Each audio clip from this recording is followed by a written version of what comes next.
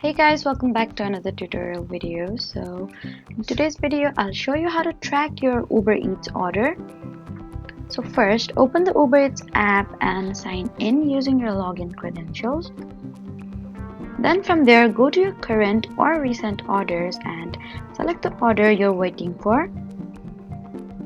There you'll see the order status and estimated delivery information.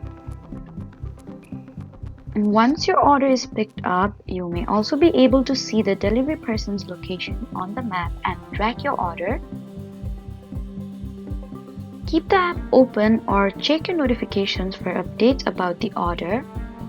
And if there is a problem with the delivery, use the help options in the order screen to contact Uber Eats support.